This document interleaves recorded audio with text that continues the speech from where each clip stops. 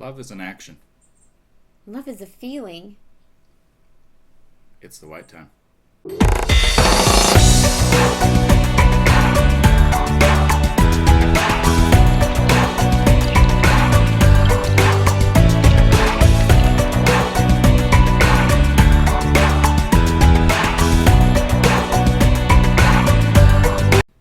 I'm Tony. And I'm Amanda. We're the Whitesides. Today we're going to talk about love. Is it a feeling or an action? What do you think? I think it's a feeling. You do? I do. Yeah, I'm going with action.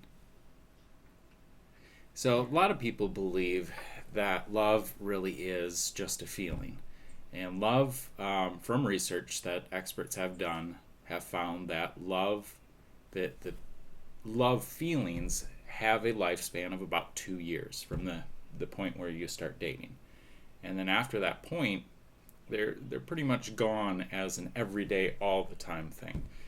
They can definitely come back. You can definitely rekindle those feelings, on a date night or such, or I certain think special. that you should be constantly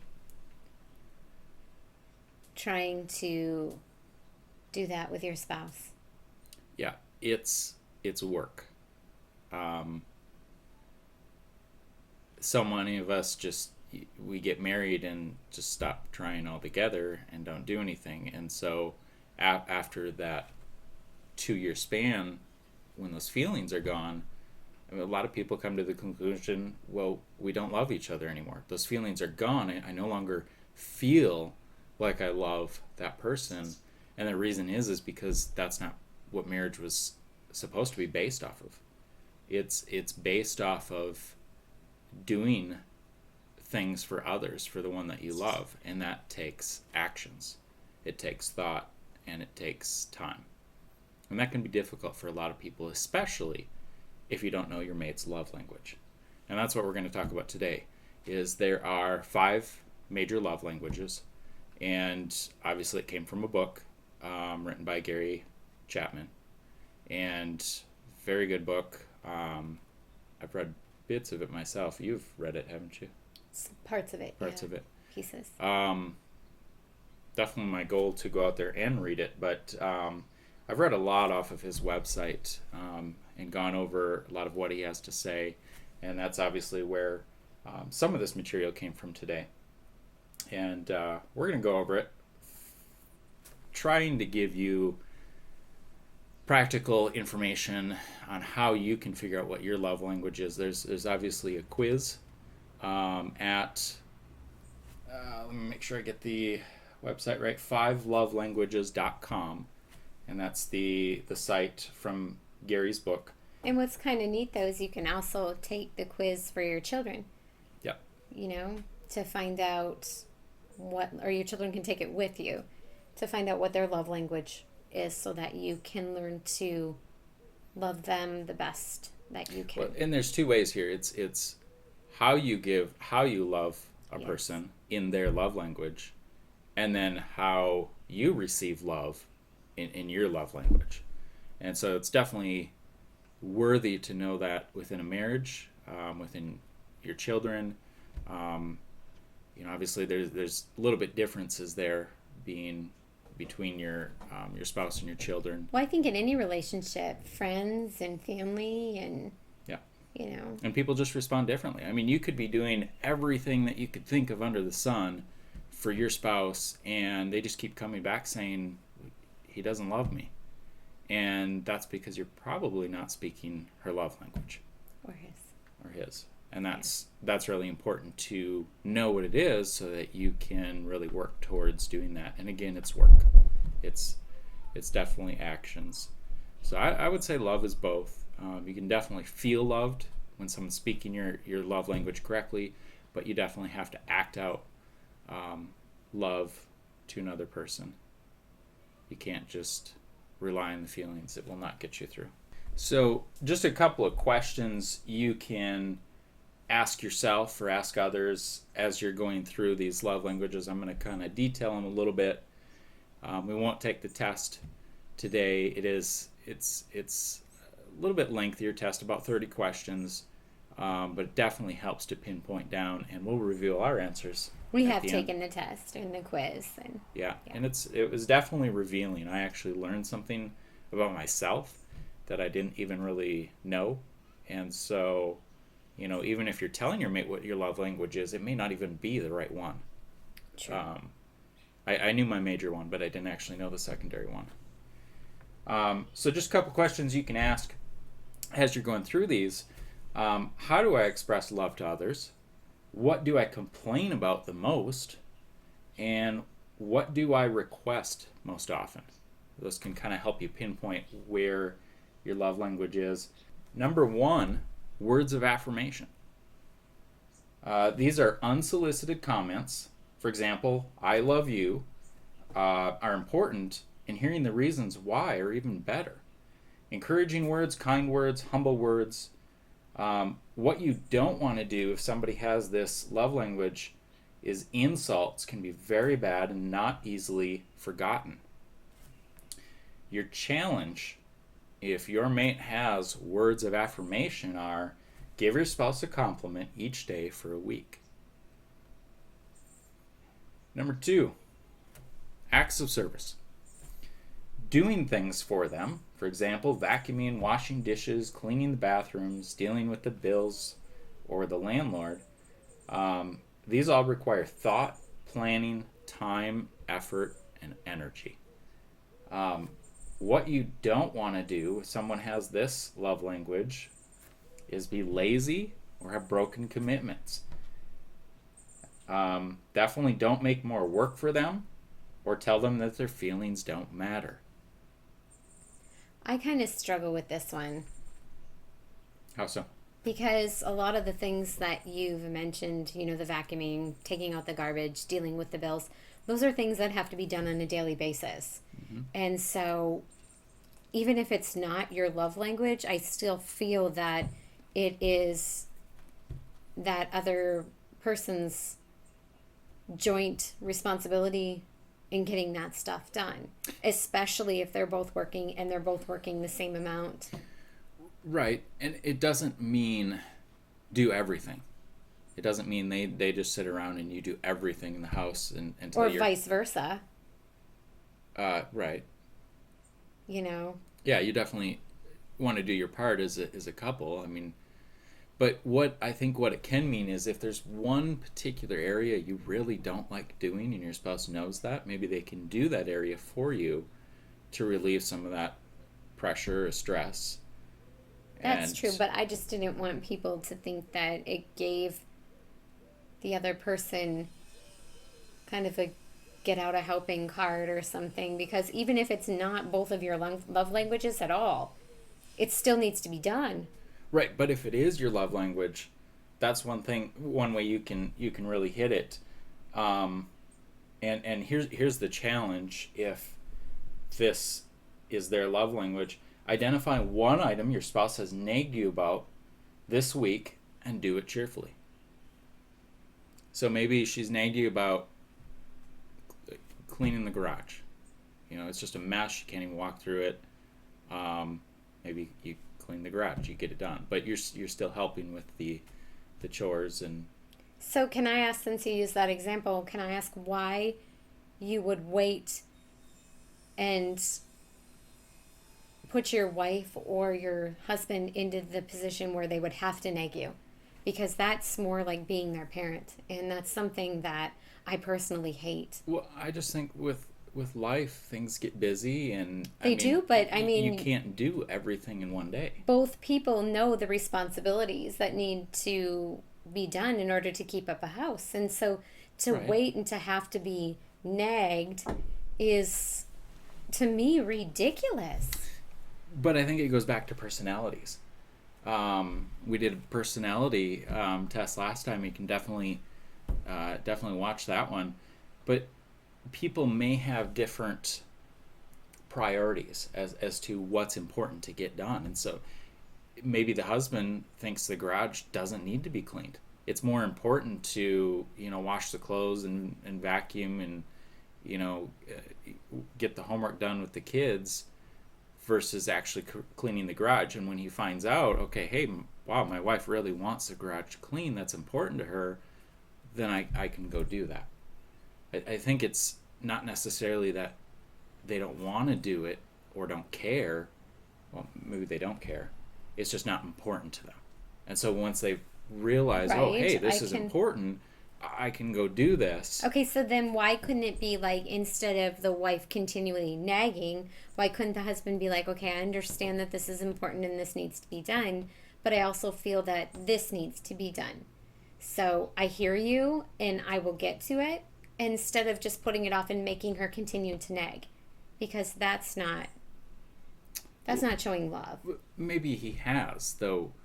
I mean, life can throw so many wrenches at you and obstacles and issues that you have to work on, and honestly, maybe he forgot, or As you can tell, it's a little bit of a hitting home kind of thing, and so yeah, definitely, work in progress. so are you saying acts of service is your love language? I'll have to review that later. You Okay. just keep moving. What's the third one?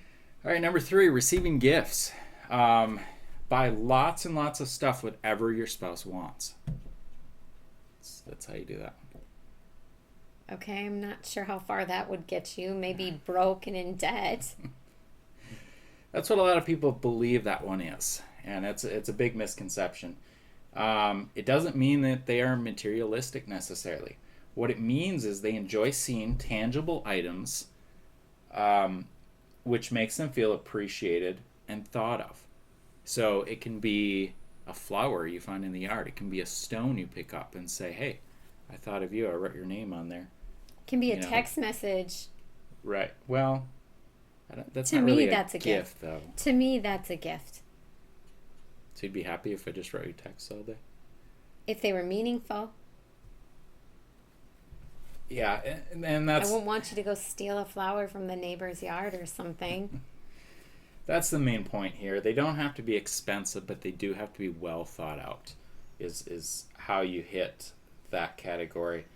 You can make something. You can get a gift card to her favorite store or his favorite store. A card, a flower. What you don't want to do is don't necessarily wait for a special occasion.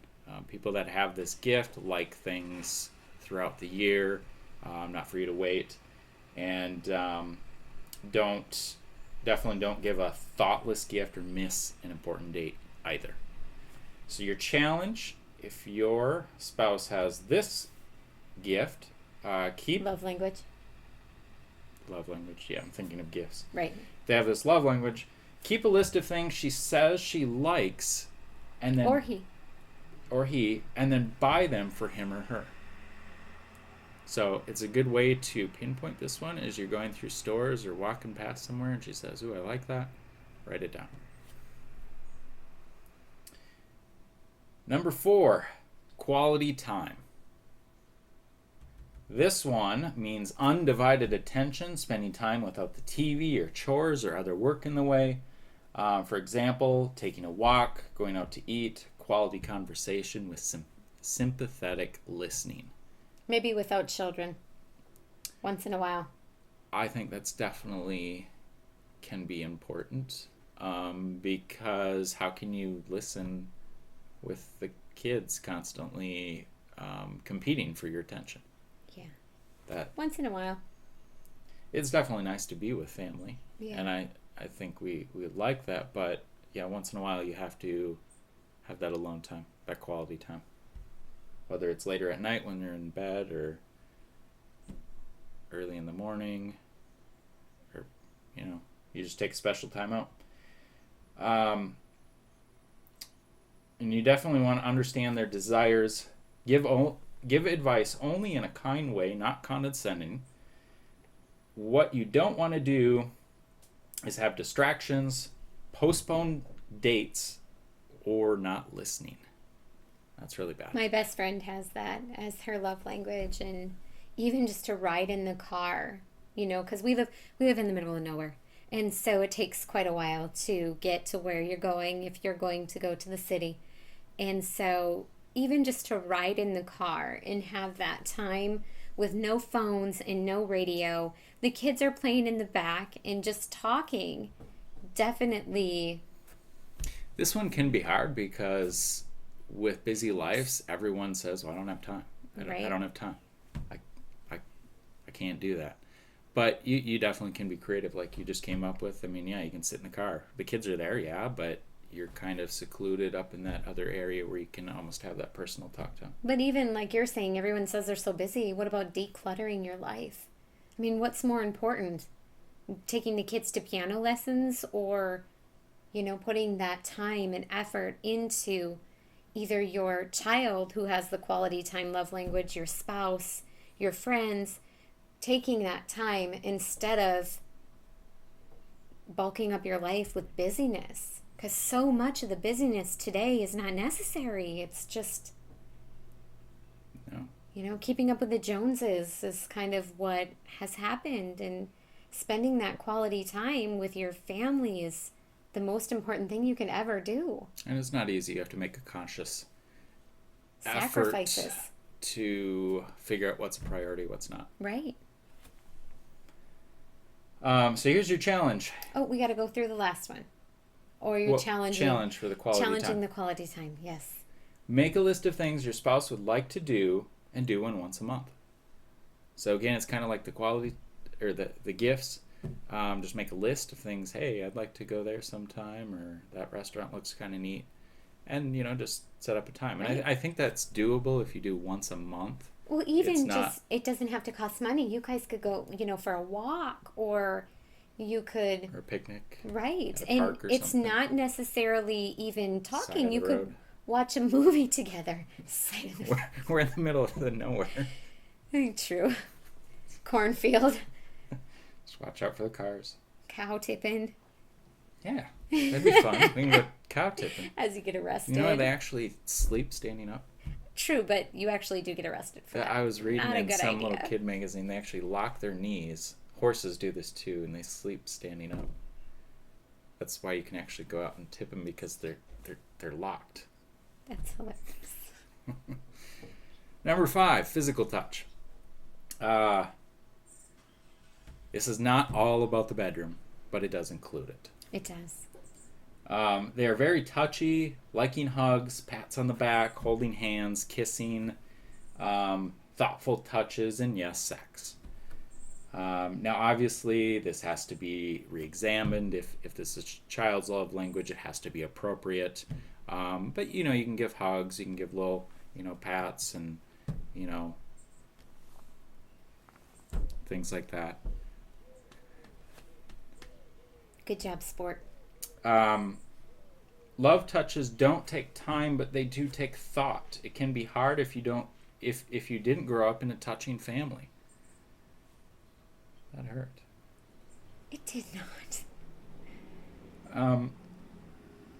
Things like sitting closely while watching TV or touching when you leave the house can help to grow that.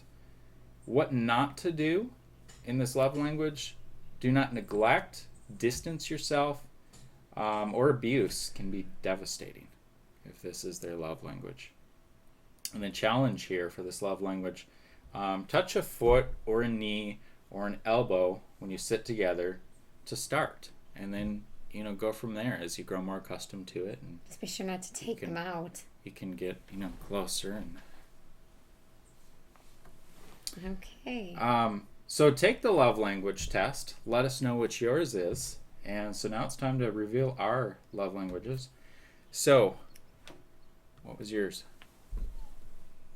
What do you think mine is? Well,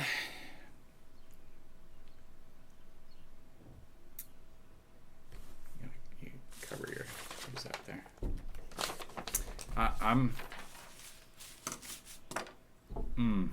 I'm gonna say words. That's big, huge. That's your main one. It is. Okay. Number 2, I'm gonna guess yours to be gifts. Yes. Yep, number 2. Okay. Yeah. All right. So, in yours, number 1 is physical touch. Yeah. Now, I don't think you'll get my number 2. What? Acts of service? Yeah, did you read that? I didn't. How did you guess? Because you said it's something that you never thought that it would be. Okay, well, I gave it away, kind of. No, you didn't. Well, kind of.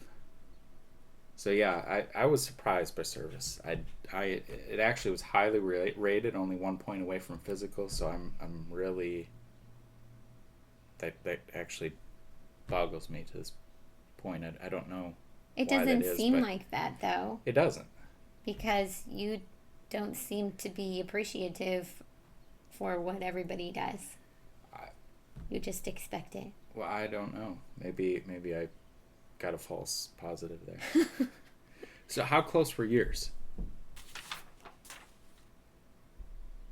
So 3 points. Your secondary one is 3 points off from that. Mine was only 1 point, so it's kind of strange. But then my That others, just says though that my top one is severely important. Right. You know, words of affirmation and the Well, words and I'm that only people 3 speak points. to me are wildly I'm important. only 3 points away from my third one, which is time, and then gift and words are practically off the grid. Which is strange, but that's how mine came up. So it's almost like 3 are kind of at the top there, and the rest are just nothing. So quality time is number 3, but it's right at the top.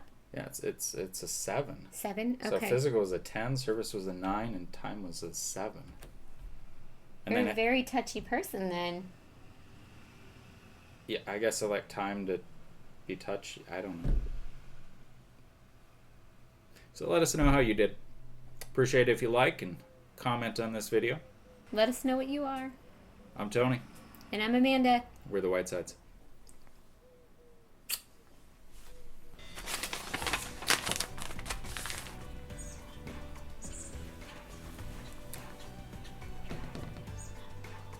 Okay, do this. No. It's like fan.